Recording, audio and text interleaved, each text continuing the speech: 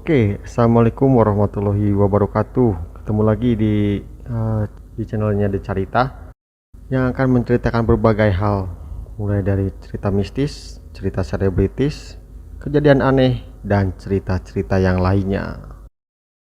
Di kesempatan kali ini, saya akan menceritakan sebuah cerita horor.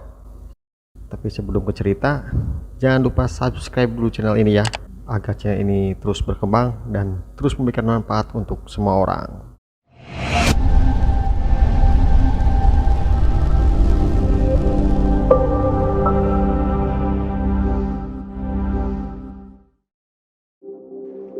Sebut saja namanya Randy. Pada awal tahun 2002, dia ditugaskan oleh perusahaan tempatnya bekerja untuk tinggal di satu desa terpencil di pedalaman Sumatera. Randy ditugaskan untuk mensosialisasikan berbagai produk pertanian dan perkebunan, termasuk pupuk, kepada para penduduk, khususnya petani. Dan memang di desa itu mayoritas penduduknya berprofesi sebagai petani. Awalnya Randy berpikir pasti banyak hal positif tentang tugas ini. Dia bisa tinggal di tempat yang sama sekali belum pernah dia kunjungi, menghirup segarnya udara di daerah pedalaman, menikmati tenangnya kehidupan yang tentu sangat bertolak belakang dengan kehidupannya di Jakarta. Randy bertugas di sebuah desa terpencil yang terletak di antara perbatasan Provinsi Lampung dan Provinsi Sumatera Selatan. Desa ini sangat terpencil, berjarak sekitar 1,5 jam dari kota terdekat, itu pun bukan kota besar. Dan desa ini hanya bisa dijangkau dengan kendaraan roda 2 dengan medan jalan yang cukup sulit. Di desa ini Randy tinggal menumpang di rumah salah satu penduduk, yaitu rumah Pak Haji Ramli namanya. Singkat cerita, di desa tersebut ada sebuah telaga yang dikeramatkan oleh warga desa. Hal itu dikatakan oleh Iwan yang merupakan anak dari Pak Haji Ramli. Lalu Randy berkata kepada Iwan, "Bro, apa kalian ini sudah biasa tinggal di sini? Jadi kalian sudah tidak takut dengan keangkeran telaga yang ada di desa kalian?" Lalu Iwan pun menjawab, "Ah enggak mas, kami juga takut kok. Dan kami sebisa mungkin untuk tidak menginjakkan kaki di telaga itu." Selang beberapa waktu, ketika Randy tengah mensosialisasikan produk pertanian kepada warga, Randy tak sengaja mendengar obrolan warga yang berbincang bahwa ada salah satu warga desa melihat hantu yang terbang di atas telaga tersebut. Mendengar hal tersebut, Randy pun menghampiri Iwan dan membahas hal tersebut. Menurut Iwan, dia tidak tahu asal-usul tentang telaga yang ukurannya sebesar lapangan sepak bola itu. Namun menurutnya, telaga itu memang sudah ada sejak dulu kala. Iwan pun bercerita, memang jika akan keluar dari desa ini, warga desa harus melalui jalan setapak yang ada di pinggir danau. Namun, warga memilih jalur lain yang memutar serta memakan waktu lebih banyak. Yang penting aman, kata Iwan.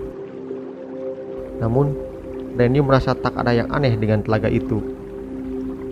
Jika akan keluar kampung, Randy ternyata sering melewati jalan setapak di tepi danau. Dan Randy merasa tidak ada hal yang aneh. Bahkan, Randy menilai telaga itu indah sekali, walaupun airnya tidak terlalu bersih. Namun, pemandangan di sekitar telaga itu cukup indah. Di tepi telaga itu banyak tanaman dan pepohonan rindang, dan ada pohon yang tumbang ke dalam danau sehingga persis seperti dermaga kecil. Randy pun bertanya kepada Iwan, "Memang kenapa Wan? Kan telaga itu indah pemandangannya." Iwan pun menjawab, "Pokoknya jangan sering ke telaga itu mas." Di kepala Randy, ini merupakan jawaban yang tak jelas. Baginya, desa ini merupakan desa yang asri, penduduknya ramah, serta ada sebuah telaga yang memiliki pemandangan yang indah. Pada sewaktu-waktu, ketika Randy pulang dari perkebunan, dia pulang menuju desa dengan melewati jalan setapak di tepian telaga. Waktu itu belum terlalu sore, sekitar pukul 5 sore. Namun memang cahaya matahari sudah mulai memudar di sekitar telaga karena terhalang oleh pepohonan yang rimbun. Seperti di waktu-waktu sebelumnya, saat Randy melewati telaga ini, suasananya tenang. Begitupun air di telaga ini sangat tenang, dan memang tidak ada gerakan atau keanehan di telaga ini. Hanya ada ketenangan dan keindahan. Randy pun merasa lelah karena seharian bekerja.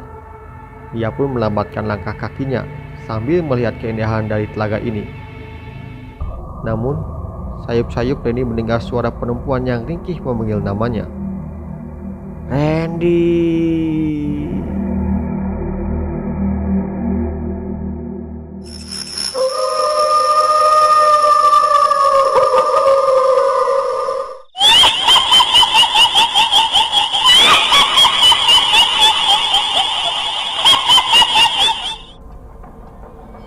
Randy pun kaget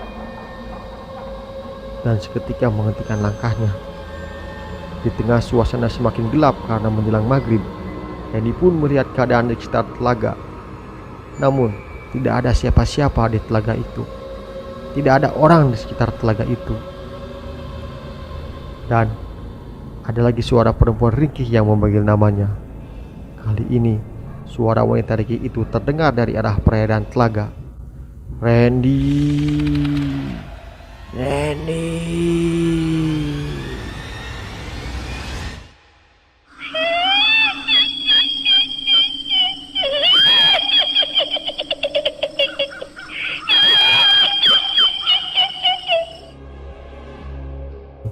Suara wanita ringkih itu terdengar dari arah perairan telaga. Randy.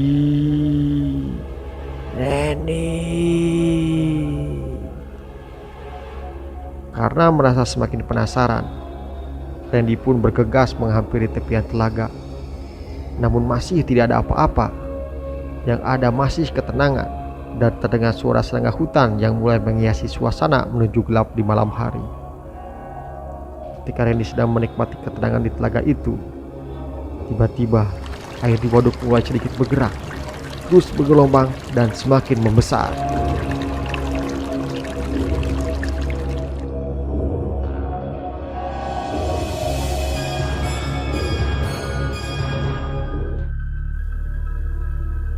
Semakin lama, semakin jelas terlihat kalau pergerakan air itu bergerak maju.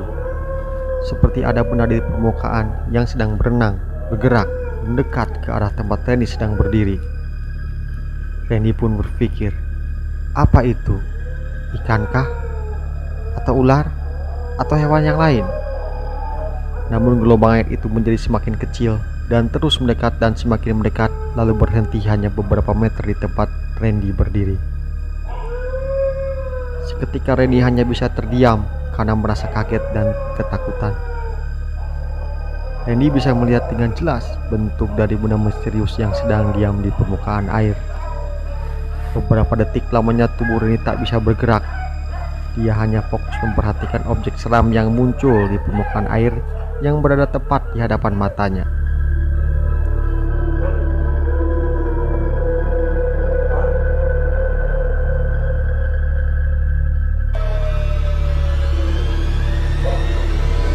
Benda misterius itu ternyata adalah seonggok kepala dengan rambut hitam panjang tergerai ke belakang, menggambang di permukaan.